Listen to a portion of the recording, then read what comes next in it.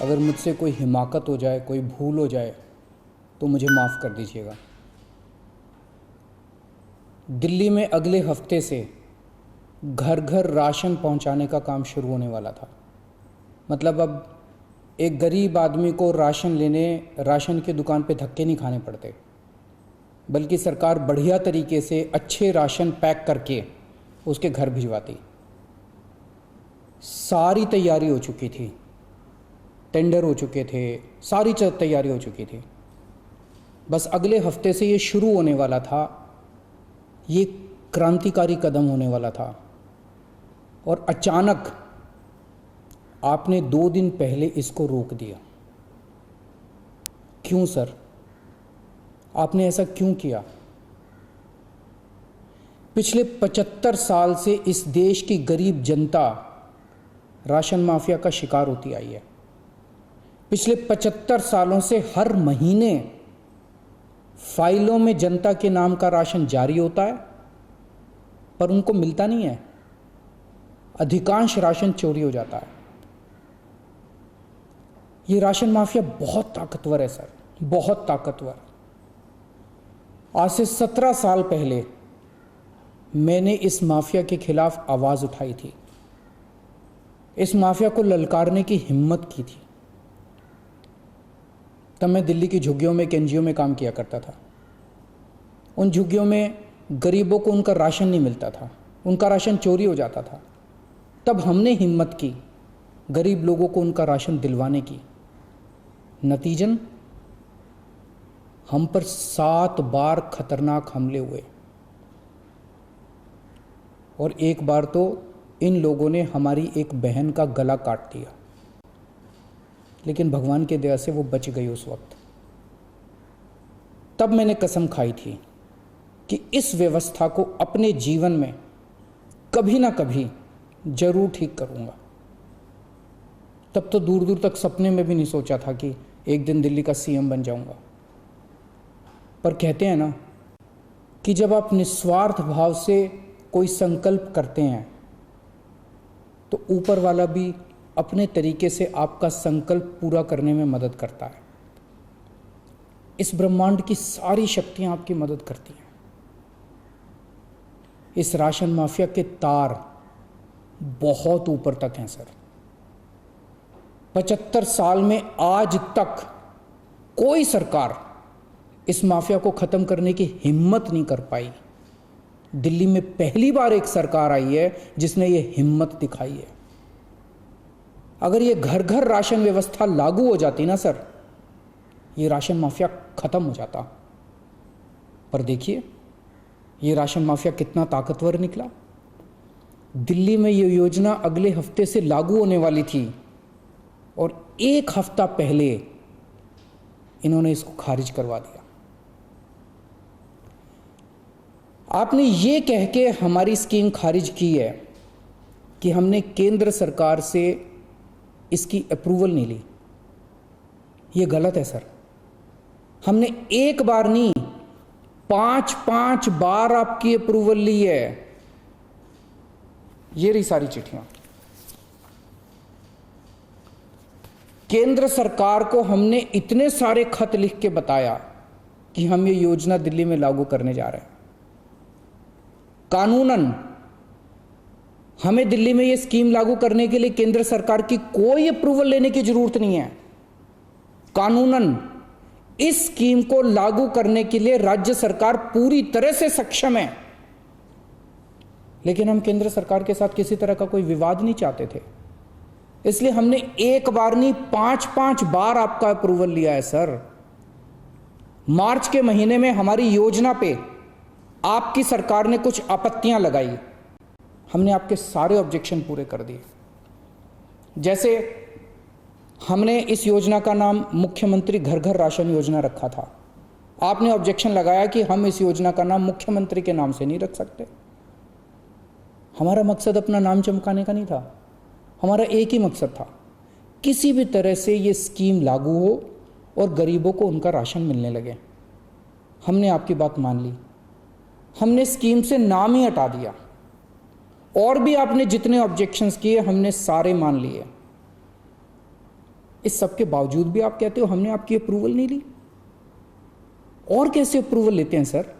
अब और कैसे अप्रूवल लें? इस सब के बाद भी आपने ये स्कीम खारिज कर दी, क्यों सर? लोग पूछ रहे हैं, अगर इस देश में पिज्जा की होम डिलीवरी हो सकती है, बर्गर की होम डिलीवरी हो सकती है, स्मार्टफोन और कपड़ों की भी होम डिलीवरी हो सकती है, तो फिर गरीबों के घरों में राशन की होम डिलीवरी क्यों नहीं होनी चाहिए? सारा देश जानना चाहता है आपने ये स्कीम खारिज क्यों की सर? आपने ये भी लिखा है कि चूंकि राशन दुकानदारों ने दिल्ली हाई कोर्ट में इस योजना के खिलाफ केस कर रखा है, इसलिए ये स्कीम खारिज की जा रही है। इस बात पे आप स्कीम कैसे खारिज कर सकते हैं? ये राशन दुकानदार इस योजना के खिलाफ हाई कोर्ट से स्टे लेने गए थे। हाई कोर्ट ने इन्हें स्टे देने से मना कर दिया। जब हाई कोर्ट ने इन्हें स्टे नहीं दिया, तो आपने इस स्कीम पे स्टे कैसे लगा दिया? आपको इन राशन वालों से इतनी हमदर्दी क्यों है? अगर आप राशन माफिया के साथ खड़े होंगे सर, तो इस देश के गरीब लोगों के साथ कौन खड़ा होगा? दिल्ली के उन 70 लाख गरीब लोगों का क्या होगा जिनका हर महीने ये राशन माफिया राशन चोरी कर लेता है? उन 20 लाख गरीब परिवारों की कौन सुनेगा?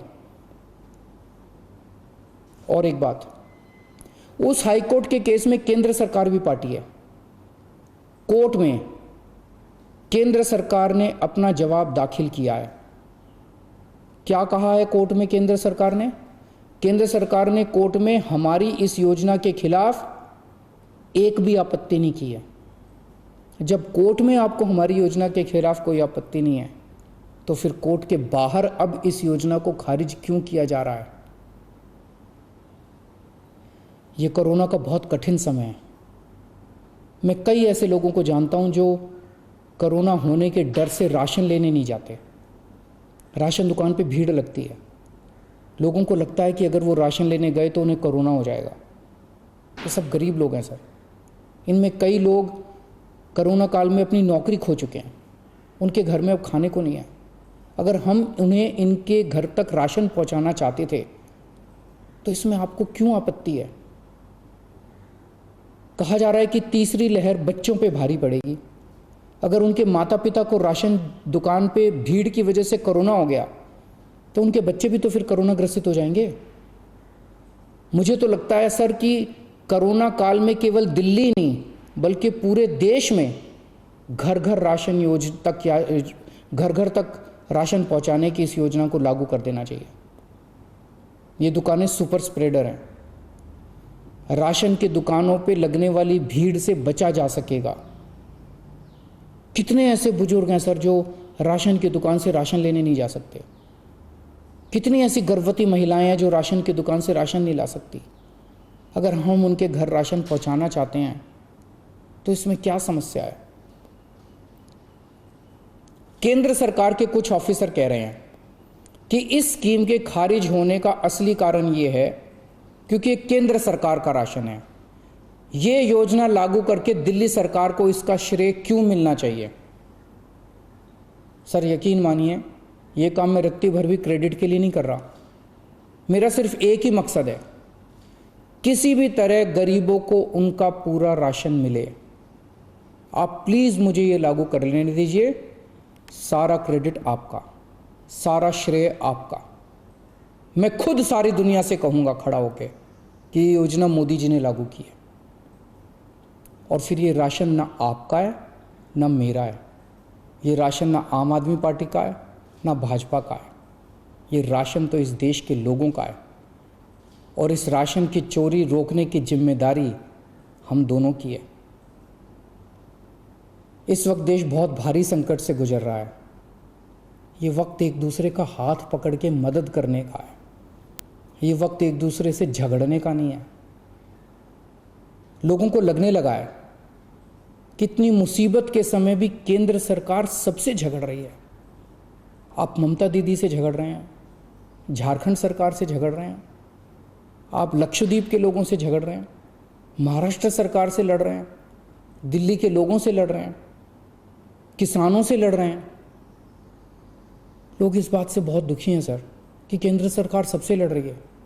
ऐसे देश कैसे चलेगा? आप हम सबसे क्यों लड़ रहे हैं? हम सब आपके ही हैं, हम सब भारतवासी हैं। ऐसे में हम सब आपस में लड़ेंगे तो कोरोना से कैसे जीतेंगे? हमें आपस में नहीं लड़ना, हम सबको मिलके कोरोना से लड़ना है। कल सब लोग अखबारों की ये हेडलाइन पढ़ना चाहते हैं, मोदी जी ने दिल्ली सरकार के साथ मिलके दिल्ली के हर गरीब के घर राशन पहुंचाया। ये पढ़ना चाहते हैं लोग टीवी चैनलों पे ये ब्रेकिंग न्यूज़ देखना चाहते हैं कि मोदी जी और केजरीवाल ने मिलके दिल्ली के लोगों के, गरीब लोगों के घरों तक राशन पहुंचाया। लोग ये खबर पढ़ना चाहते हैं सर, लोग ये खबर सुनना चाहते हैं।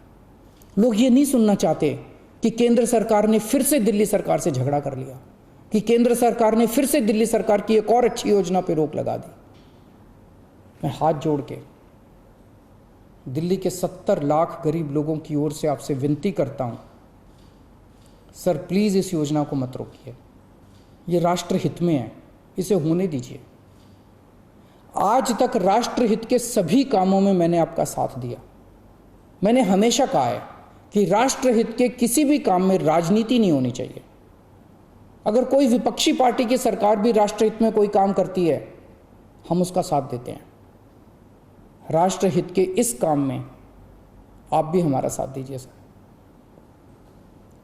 अभी तक की सरकारों ने देश के गरीब लोगों को 75 साल तक राशन की लाइन में खड़ा रखा। इन्हें और अगले 75 साल राशन की लाइनों में खड़ा मत कीजिए सर, नहीं तो ये लोग मुझे और आपको कभी माफ नहीं करेंगे। जय हिंद। परवाह देश की, सोमवार से शुक्रवार रात 10 बजे TV9 भारतवर्ष पर।